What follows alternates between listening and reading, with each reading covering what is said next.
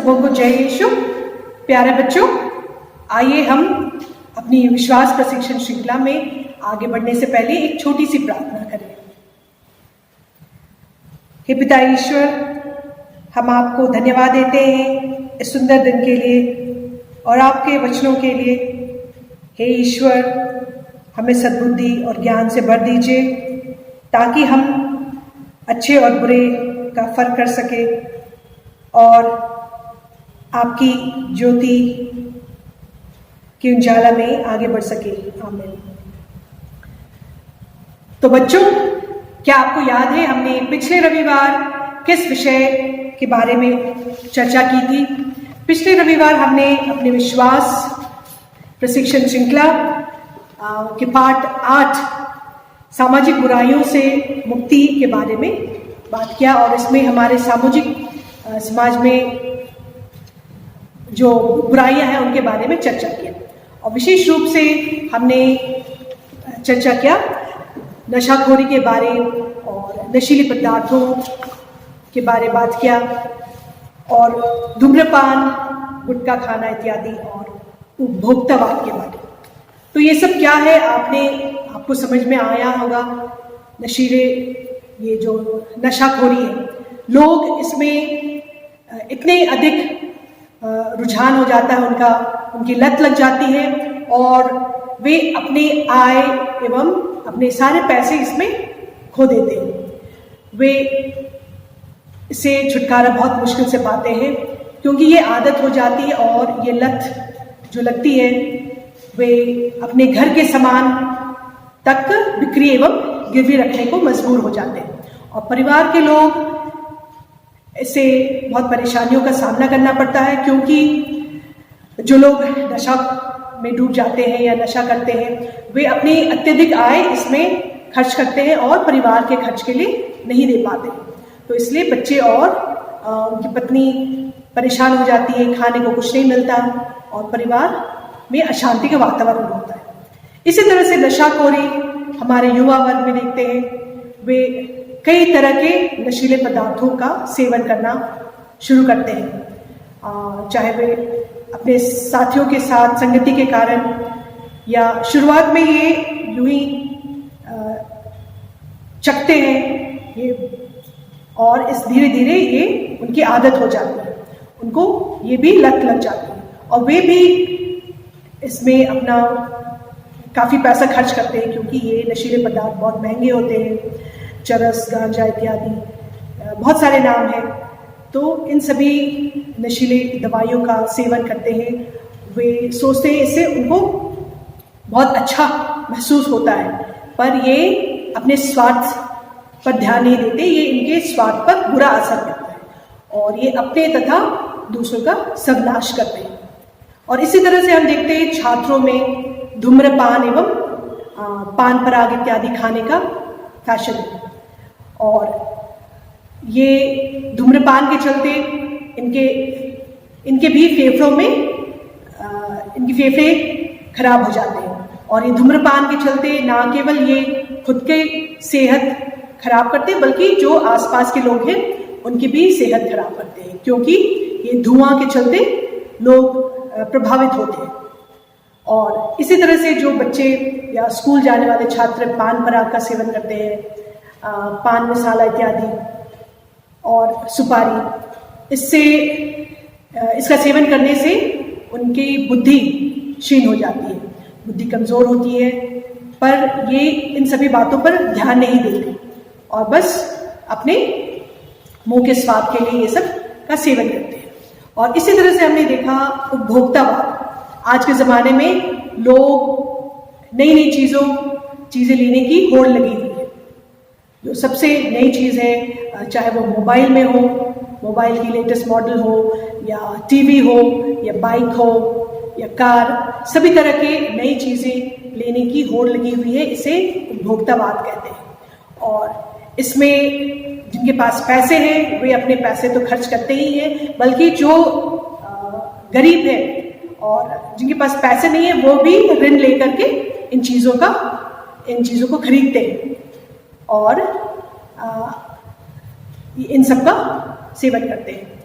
तो इस तरह से हमने देखा, इस तरह से हमारे समाज में कई बुराइयां हैं और इन सभी बुराइयों से हमें मुक्ति कहाँ से मिलती है, कैसे मिलेगी। हमने पवित्र बाइबल में भी देखा किस तरह से लिखा है कि हम चाहे कितने भी संपत्ति एकत्रित कर ले, पर हमें इन सबसे कोई लाभ नहीं है, क्योंकि हमने संत लूकस के में पढ़ा था, पवित्र बाइबल संत लूकस अध्याय 12 पद संख्या 15 में पढ़ा था, सावधान रहो और हर प्रकार की लोभ से बचे रहो, क्योंकि किसी के पास कितनी भी संपत्ति क्यों ना हो, उस संपत्ति से उसकी जीवन की रक्षा नहीं होती। तो हमें ईश्वर बताते हैं, सचेत करते हैं कि हमारे पास हम चाहे कितनी भी संपत्ति एकत्रित क्यों ना करें, हम अपने जीवन को सुरक्षित नहीं रख सकते इन सभी चीज़ों से। और हमारे जीवन सुरक्षित कैसे रह सकती है? सिर्फ पवित्र बाइबल से, पवित्र बाइबल का पाठ करने से। और इसी विषय में हम आगे देखते हैं। और 2 विषय हमने नहीं किए थे पिछले बार, वे हैं सिनेमा और टेलीविज़न। सिनेमा और टेलीविज़न भी हमारे बहुत ही मनोरंजन के चीज़ें हैं जिसमें हम काफ़ी समय बिताते हैं। और एक अध्ययन में पाया गया है कि बच्चे, स्कूल जाने वाले बच्चे, जो साप्ताहिक दिन है उनमें लगभग 5.5 घंटे, या छुट्टी या रविवार के दिन 6 घंटे से भी अधिक टीवी के सामने अपना समय बिताते हैं। और इसमें ना केवल बच्चे बल्कि युवा वर्ग और हमारे बुजुर्ग भी इससे आकर्षित होते हैं, क्योंकि ये हमारे मनोरंजन के बहुत सारे इसमें मनोरंजन कार्यक्रम दिखाए जाते हैं, पर इसमें बहुत अधिक समय देना अच्छी बात नहीं है। और हमको जानना चाहिए कि हमें इन टीवी या सिनेमा से जो ज्ञानवर्धक बातें, जो बातें हमें ज्ञान देती है या शिक्षा देती है, हमें उन सभी चीज़ों का ही उन्हें देखना चाहिए, ना कि हर किसी सीरियल या हर कोई प्रोग्राम को देखने उचित नहीं है।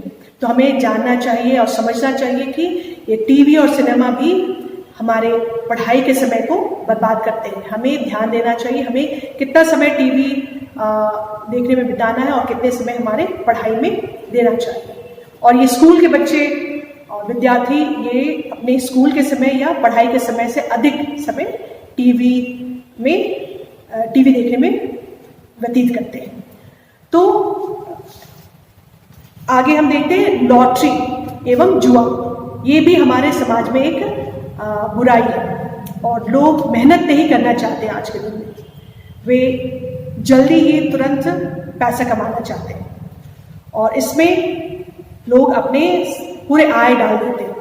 लॉटरी खरीदने के लिए वे पैसे खर्च करते हैं और वे पल भर में लखपति एवं करोड़पति बनने की चाहत रखने के कारण ये सब करते हैं और कभी कभी ये अपनी पूरी संपत्ति बेच डालते हैं।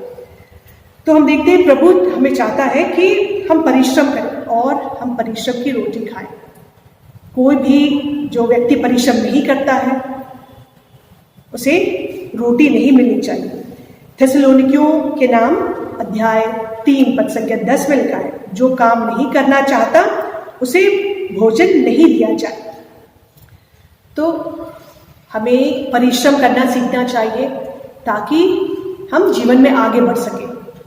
हमें तुरंत धन कमाने की आदत किसी को लग जाती है, जो कि अच्छा नहीं है। एक बार व्यक्ति उसे लकी हो सकता है, पर वो बार बार नहीं होता। इसमें अपनी धन संपत्ति वो गंवा देता है और हम देखते हैं इसके फलस्वरूप लोग अपने परिवार बिखर जाते हैं, परिवार में अशांति होती है क्योंकि पैसे नहीं मिलते घर के खर्च के लिए और घर में खाने पीने के लिए कुछ भी नहीं होता क्योंकि लोग इसमें जुए में सारा पैसा डाल देते हैं। तो इस तरह से हम बच्चों देखें, हमारे समाज में इस तरह के अनेक बुराइयां हैं और इन बुराइयों से हमें दूर रहना है। और हमें इन बुराइयों से दूर रहने के लिए क्या करना चाहिए? हमें अवश्य ही पवित्र बाइबल का पाठ करना चाहिए, क्योंकि ईश्वर हमें सचेत करता है कि हमें मेहनत करना चाहिए और परिश्रम करना चाहिए, और ना कि इस तरह के वातावरण हमारे परिवार में बनाए कि उसमें अशांति फैले। तो हमें इस पाठ से क्या जीवन आदर्श मिलता है बच्चों? मैं उन संगठनों एवं संस्थाओं का सहयोग दूंगा जो सामाजिक बुराइयों को दूर करने में प्रयत्नशील है। हमें अवश्य ही ऐसे संस्थाओं के साथ हाथ बटाना चाहिए और काम करना चाहिए जो हमारे समाज के इन सभी बुराइयों को दूर करने में कार्यरत है। और मैं सभी को इन सामाजिक बुराइयों से दूर करने के लिए सचेत करूंगा। आप कोशिश करें अपने दोस्तों एवं परिवार में अगर कोई इस तरह की सामाजिक बुराइयों या इस तरह की लत में डूबे हुए हैं, नशीले पदार्थ एवं धूम्रपान, तो हमें अपने परिवार के सदस्यों को या आस पड़ोस में इन लोगों को सचेत करने की कोशिश करनी चाहिए। तो आइए इस पाठ के प्रश्नावली की ओर हम चलते हैं। तो इस पाठ में कुल 7 प्रश्न हैं। मैं आपको उन प्रश्नों को पढ़कर सुना रही हूँ, आप इनके उत्तर सोच कर रखेंगे। तो पहला प्रश्न है, शराब से कौन कौन सी बुराइयां उत्पन्न होती हैं? शराब से कौन कौन सी बुराइयां उत्पन्न होती हैं? और दूसरा प्रश्न है, पवित्र बाइबल में शराबखोरी की मूर्खता के विषय में क्या कहा गया है? पवित्र बाइबल में शराबखोरी की मूर्खता के विषय में क्या कहा गया है? अगर आपने ध्यान से सुना होगा तो आपको याद आ गया होगा। और तीसरा प्रश्न है, धूम्रपान से क्या क्या बुराइयां हैं? धूम्रपान से क्या क्या बुराइयां हैं? और चौथा प्रश्न है, गुटखा आदि नशीले चीजें खाने से क्या होता है? गुटखा आदि नशीले चीजें खाने से क्या होता है? और पांचवा प्रश्न, उपभोक्तावाद क्या है? उपभोक्तावाद क्या है और उसके क्या कुप्रभाव होते हैं? और छठा प्रश्न है, अनावश्यक नई नई महंगी वस्तुएं खरीदने की होड़ में क्या बुराई है? अनावश्यक नई नई चीजें खरीदने की होड़ में क्या बुराई है? और सातवां एवं आखिरी प्रश्न, लॉटरी और जुआ पारिवारिक जीवन पर क्या दुष्प्रभाव डालते हैं? लॉटरी और जुआ पारिवारिक जीवन पर क्या दुष्प्रभाव पड़ते हैं? तो इन सभी प्रश्नों के उत्तर आप सोच कर रखेंगे और अगले रविवार मैं इन प्रश्नों के उत्तर दूंगी। तो बच्चों, हम संकल्प लें, मैं टीवी पर अच्छे एवं शिक्षाप्रद कार्यक्रम ही देखूंगा। आप ये संकल्प करें कि आप फालतू की चीजें नहीं देखेंगे, सिर्फ जो चीजें आपको शिक्षा देती हैं वही चीजें आप देखें और अपना समय व्यतीत नहीं करें। और मैं टीवी और सिनेमा के बजाय अपनी पढ़ाई और भले कार्यों में अपना समय बिताऊंगा। आप कोशिश करिए कि आप टीवी में ज़्यादा समय देने के बजाय पढ़ाई में एवं भले काम करने में समय बिताएं, जिससे आपको लाभ होगा। और एक सामूहिक क्रियाकलाप है, पर ये हम सामूहिक रूप से नहीं कर सकते, तो हम व्यक्तिगत रूप से ही करने की कोशिश करेंगे। और नशे की बुराई से संबंधित सुक्तियां एवं और कहावतों का संकलन कीजिए। सिनेमा एवं टीवी कार्यक्रमों की समीक्षा करना सीखिए। और ज्ञानवर्धन बातें हमें इस पाठ से क्या मिलती है? हमें ध्यान रखना चाहिए कि हमारे देश में गाड़ियों तथा बसों में और सार्वजनिक स्थानों पर धूम्रपान वर्जित है। अनेक प्रदेशों में सार्वजनिक स्थानों पर धूम्रपान निषेध है और धूम्रपान से अन्य लोग भी प्रभावित होते हैं और इससे स्वयं तथा दूसरों के स्वास्थ्य पर विपरीत प्रभाव पड़ता है। तो हमें कोशिश करना चाहिए कि जो धूम्रपान करते हैं उनको समझाएं और उन्हें सचेत करें, क्योंकि ये ना केवल जो लोग धूम्रपान करते हैं बल्कि जो आसपास के लोग हैं उनकी सेहत पर भी प्रभाव पड़ता है। और हम पवित्र बाइबल से पाठ करेंगे। आप पवित्र बाइबल, सुक्ति ग्रंथ और नीति वचन से पाठ पढ़ेंगे। सुक्ति ग्रंथ अध्याय 20 पद संख्या 1 और नीति वचन अध्याय 23 के 31 से 35 तक के पंक्तियां पढ़ेंगे। और एक प्रश्न है आपके लिए, आपकी राय, आपकी क्या राय है इस विषय में? आज टीवी मनोरंजन का साधन ना रहकर बहुतों के जीवन का केंद्र बिंदु बन गया है। इसके बारे में आपकी क्या राय है? आप अपने कॉपी में लिख सकते हैं। तो इस तरह से हमने अपने 8वें पाठ संपन्न किया। तो आइए बच्चों, हम अंत में ये आपकी पुस्तक में एक सुंदर सी गीत है, उसको गाएं और इसे प्रार्थना के जैसा भी हम कह सकते हैं, ताकि हम इन सभी सामाजिक बुराइयों से दूर रह सकें। हम ईश्वर की आशीष मांगते हैं ताकि हम इन सभी बुराइयों से दूर रह सकें। मन में दीप जला, मन में दीप जला, ख्वाबों में सोया है, जाग जरा मत वाले, जाग जरा मत वाले, सच बता दे तेरे मन में रात है कैसी छाई, अच्छी नहीं है देख समझ जा, यीशु से है जुदाई, मन का मैल धुला, मन का मैल धुला, ख्वाबों में सोया है, जाग जरा मत वाले, जाग जरा मत वाले, यह दुनिया है ख्वाब सुनहरा, इसमें जो फंस जाए, रोए तड़पे चैन न पाए, घुल घुल कर मर जाए, प्रभु को तू अपना, प्रभु को तू अपना,